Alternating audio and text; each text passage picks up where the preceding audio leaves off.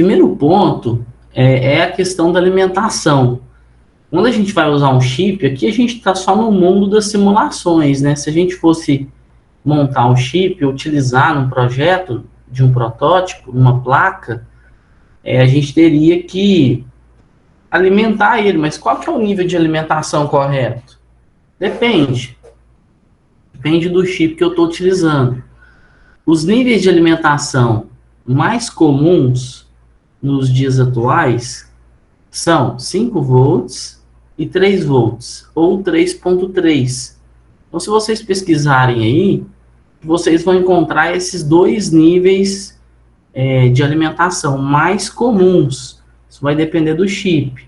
Os chips muito rápidos, muito poder de processamento, normalmente usam 3.3 volts. Usam nível de tensão menor. O nível de tensão menor, ele nos possibilita consumo menor de energia e maior rapidez, né? Por quê? Porque de 0 para 5, né, para os dispositivos que estão chaveando, que estão comutando sinais, para que esse dispositivo responda de 0 a 5, ele leva mais tempo para responder um impulso, uma mudança de borda de 0 a 3 volts, ou de 0 a 3.3. Então, os chips mais sofisticados aí da atualidade, né, eles todos trabalham com 3.3 ou 3 volts, né, vai depender da tecnologia.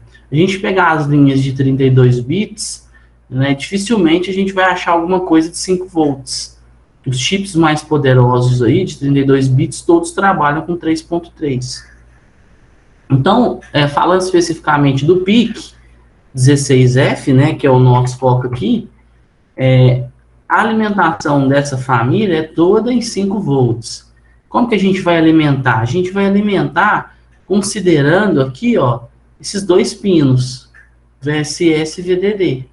VDD, o alimento com positivo, e VSS com negativo.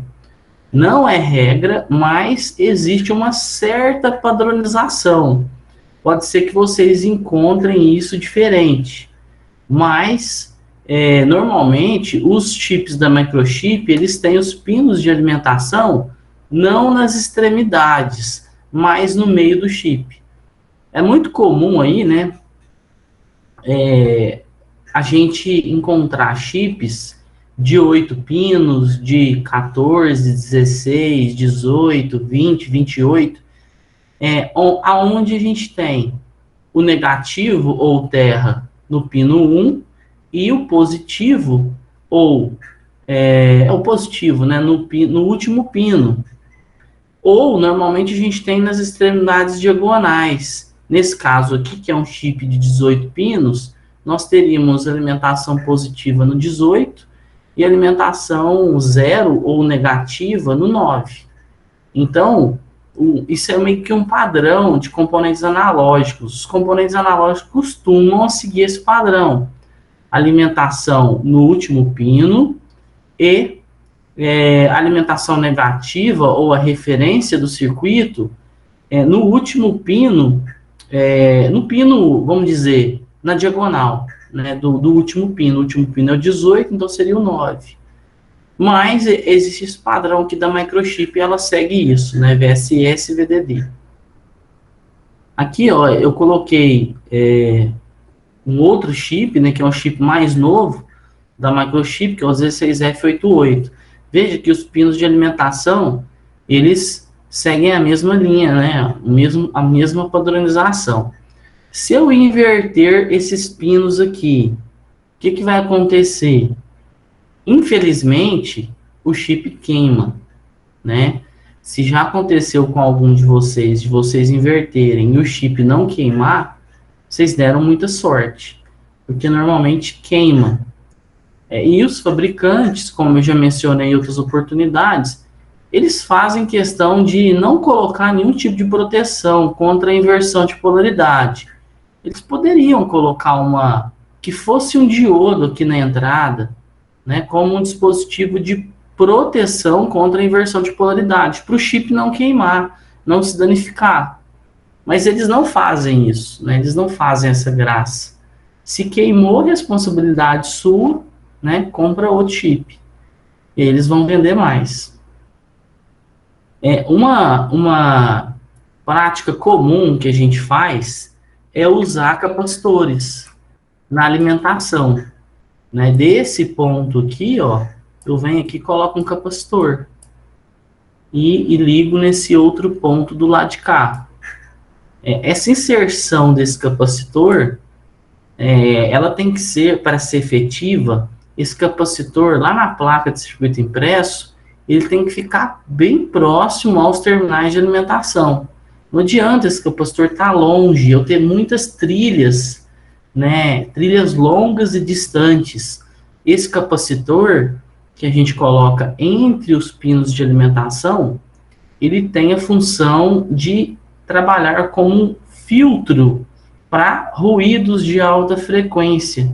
Ele trabalha aqui como um supressor de transientes. A gente costuma dizer supressor de transientes.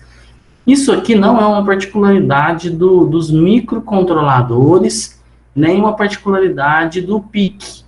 Né? Eu, particularmente, quando faço um projeto com circuitos digitais ou com circuitos analógicos, eu coloco um capacitor supressor de transiente na alimentação de cada circuito integrado, né? Eu coloco muito capacitor de filtro. Por quê? Porque esses ruídos, eles podem vir pela rede de alimentação, ou eles podem vir induzidos, né? Indução eletromagnética. Sua placa pode estar lá no ambiente que está sofrendo indução. O PIC, ele tem uma função que a gente consegue habilitar via software, quando a gente trabalha com frequências menores. Se a gente trabalhar com frequências de até 100 kHz, a gente consegue alimentar ele com tensão aí de 3 volts. Bom, eu tinha comentado antes que a gente alimenta os microcontroladores com 5 ou com 3. Só que aquele comentário que eu fiz, eu estava me referindo a valor nominal, né? Em condições normais, vamos supor, se eu pegar lá o ESP32, se eu pegar lá o microcontrolador do ESP32, que eu já não lembro mais o nome dele, ele é alimentado com 3,3 volts. Essa é a alimentação nominal dele. Se eu pegar o chip lá, o TMS da Texas 320 335, por padrão, esse microcontrolador aqui, esse DSP, ele é alimentado com 3,3 por padrão. Só que nos microcontroladores PIC, a gente tem uma função que é uma função de operar em baixa alimentação, em baixa frequência e alimentação. O clock, ele está relacionado a consumo de energia. Por quê? Porque tudo que eu faço dentro do microcontrolador é execução de tarefas, são processamento de informações. E essas informações processadas de forma digital, elas promovem consumo de energia. Quanto mais eu processo, mais o meu microcontrolador vai aquecer. A utilização de clock, ela vai definir o consumo.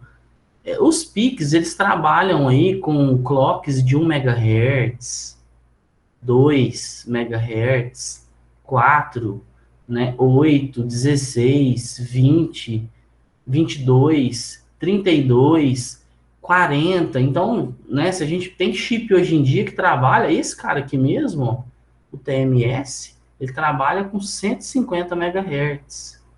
É uma máquina extremamente poderosa de 16 bits. Os PICs que a gente está trabalhando aqui da família 16, eles trabalham com até 40 MHz. Então, tem chips que vão trabalhar com 40. Esse 877 aqui, ó, muito conhecido aí, né, um dos mais conhecidos, trabalha com até 20 MHz. Quem vai definir a frequência? É o usuário, é o programador, é o projetista. Né? Então, você vai definir. Então, existe essa opção de trabalhar com frequências mais baixas consequentemente, habilitar esse modo de operação de baixa tensão e alimentar o PIC com 3 volts. Para que isso é interessante? Aplicações portáteis, aplicações em que eu tenho baterias. Aqui, ó, já aproveitando, a gente tem um diagrama, né? Eu já tinha comentado, mas quando você compra ou especifica um chip, né, e compra um circuito integrado, normalmente ele vai vir, né, com cada porta vai ter mais de uma função. Por isso que eu estava mencionando lá no início da aula que vai ser raro você utilizar aí 60, 70, 80% dos recursos. Por quê? Porque você já está limitado pela multiplexação das portas. Vamos supor, essa porta aqui, ó, porta 4. A porta 4, ela pode ser uma porta de entrada digital, ela pode ser uma porta de saída digital, ela pode ser uma porta de entrada analógica, pode ser um pino que eu vou referenciar, né, o meu circuito com comparador de tensão. Quando eu uso comparador, dentro do chip tem comparadores. Então pode ser o pino em que eu vou aplicar a tensão de comparação. Esse CVRF aqui eu não lembro o que é, não sei se é o comum do comparador. Enfim, eu tenho pelo menos 4 funções. Normalmente eu vou usar uma delas. Eu tenho que escolher qual função você vai usar. Muitas vezes, nem usar o pino você não vai. Esse chip aqui tem 40 pinos. Às vezes, no seu projeto, você está usando 8 pinos, 10 pinos. E ele tem 40 disponíveis. Isso vai depender muito, né? Existem muitas entrelinhas aí. É difícil falar assim, quando o seu projeto você precisa de 10 pinos, por que você está usando um chip de 40? Você poderia usar um chip, ó, um menor, um chip mais barato, mais compacto. O detalhe é que pode ser que você vá ampliar o seu projeto. Então, é um critério que, às vezes, você não sabe, né? A gente está analisando uma situação hipotética, mas você pode começar. Vamos supor que você está fazendo uma máquina. Essa máquina, ela aciona válvulas.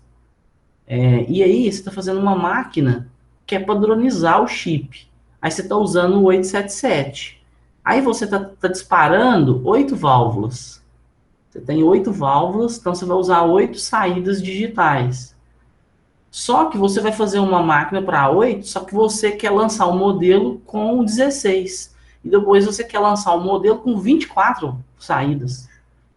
Aí você escolheu o 877 porque ele vai atender para as 3 situações, né? Para eu utilizar 8 saídas apenas, para eu utilizar 16 saídas e para eu utilizar 24 saídas.